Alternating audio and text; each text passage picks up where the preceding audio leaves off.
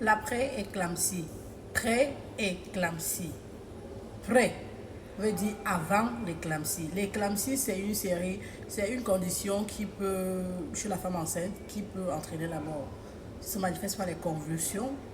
Et vous savez que si une femme est enceinte et elle a les convulsions, déjà quand c'est un enfant qui a les convulsions, ça fait paniquer. Imaginez une femme enceinte à qui on ne peut pas donner n'importe quel médicament, qui a les convulsions et qui peut aller facilement dans le coma et mourir. Donc, on se préoccupe de l'après-éclampsie, de la période avant que la condition d'éclampsie arrive. Et même l'après-éclampsie, c'est un problème. Du coup, c'est le sujet du jour. On parle de pré-éclampsie lorsque la pression artérielle est trop élevée, au-dessus de 140 chez la femme enceinte, et qu'il y a des protéines dans les urines. Ça, c'est la phase initiale. Ça veut dire que là-bas, il n'y a pas encore les symptômes. Oui, ça veut dire que tu peux avoir la pré-éclampsie. Tu ne sais pas que tu as la pré-éclampsie. C'est pour cela que tu dois faire les visites prénatales. Si tu ne fais pas les visites prénatales, tu feras comment pour le savoir? Parce que quand tu prends une visite prénatale, on contrôle toutes ces choses et on prend le sang, on contrôle ce qu'il y a, on contrôle tes urines aussi. Donc, naturellement, c'est la phase initiale. Mais il y a la phase sévère, du moins sévère ou alors modérée, où tu commences à avoir des signes comme par exemple les maux de tête qui ne passent pas avec le paracétamol, ou alors tu commences à avoir les vertiges, ou tu commences vraiment à te sentir mal de façon générale, ou tu commences à avoir une vision floue.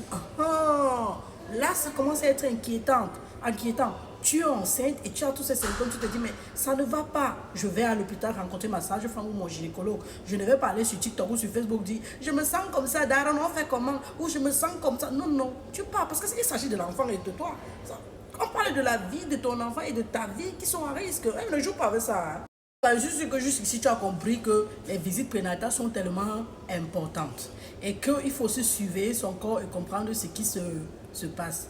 Qu'est-ce qui peut causer la pré-éclampsie? On ne connaît pas la cause. Mais ce qui est sûr, il y a ce qu'on appelle les facteurs de risque, c'est-à-dire des situations qui peuvent pousser à ce que tu aies la pré-éclampsie. C'est pour cela que durant les visites prénatales, la première visite surtout, la sage-femme et le gynécologue vont aller sur ton histoire médicale pour voir si c'est que tu as des situations qui peuvent te pousser à avoir la pré-éclampsie. Si c'est que tu as ces situations-là et qui regroupent peut-être 2 à 3, ils vont commencer à te dire que tu dois prendre le baby aspirine, c'est-à-dire l'aspirine, pour éviter cela. Mais ça, c'est la prescription. On ne prend pas les médicaments durant la grossesse. Le médicament par excellence, c'est le paracétamol. Et même jusque-là, il faut aller easy parce que ça a les conséquences sur toi et sur ton bébé. Donc, ça sera la prescription pour prévenir.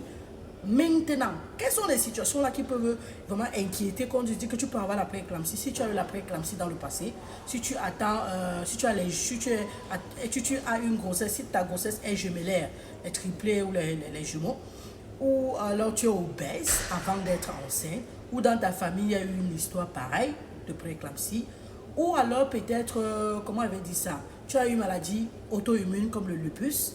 Ça peut sont des situations qui peuvent dire, oh non, elle peut avoir la pré-éclampsie. Ou alors tu es diabétique avant d'être enceinte. D'accord, donc, ou alors tu as un problème rénal, ou tu as eu une hypertension à la base. C'est-à-dire que tu es une personne qui souffre d'abord d'hypertension artérielle. Et là, ça va dire, ouh, on doit être attentif ici. Parce que si on ne l'est pas, cette fille peut avoir la pré-éclampsie. Ouh, la maladie là.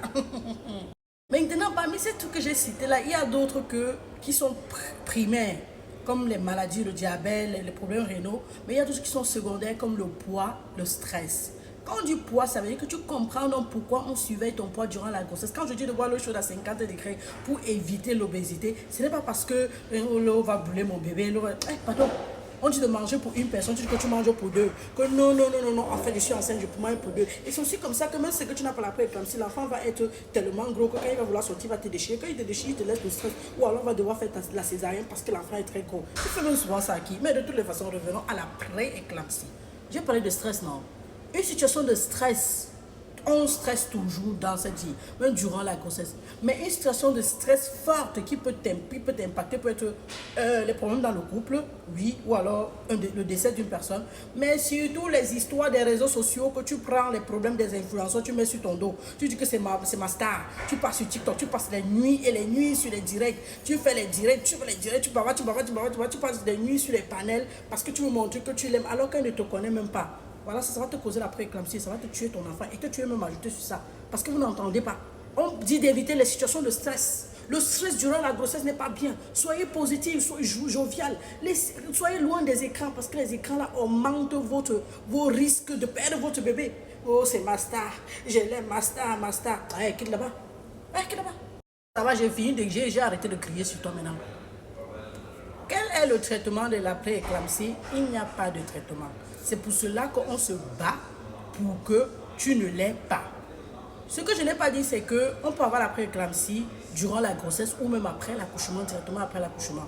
Durant la grossesse, souvent après 20 semaines, vers 25 semaines, 30 semaines. Mais on voudrait au moins que tu l'aies au moins à 37 semaines pour qu'on puisse retirer le bébé. Parce qu'à ce stade-là, il est prêt à sortir. Ses poumons sont déjà assez développés au point de pouvoir respirer à l'air libre.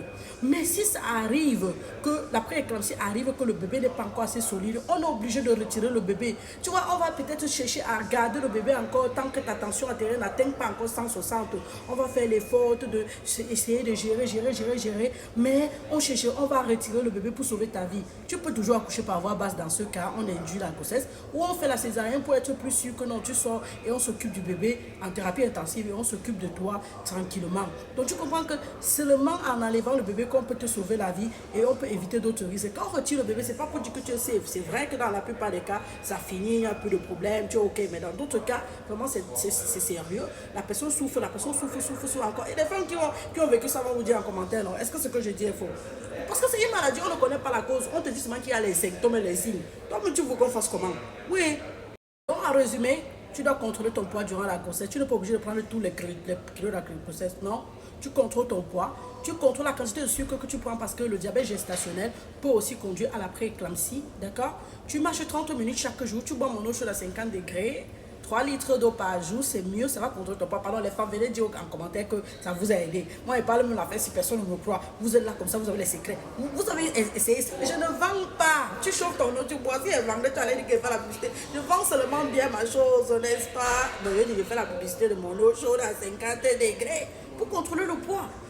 Après, tu manges les fruits et les légumes. Ça, c'est pour éviter qu'on arrive à ce niveau. Parce que je te promets, ma chérie, tu ne veux pas souffrir. On te dit que quelque chose qui te met seulement mal à l'aise, tu es malade, on te dit qu'il n'y a pas de traitement. On contrôle seulement la tension artérielle. On te donne les médicaments pour éviter que tu aies les convulsions. Ça, c'est quand tu souffres déjà de ça. Mais on se bat en amont pour que la situation n'arrive pas. Il faut aussi que tu aides les visites prénatales. Donc voilà ce que je voulais dire dans cette vidéo, c'est à propos de la pré-éclampsie. Si j'ai oublié quelque chose, dites ça en commentaire. Si c'est que vous pensez que vous avez des questions, je vous réponds. C'est là dans la santé 3.0 de 3, c'est intéressant, je suis mieux. Tchuss.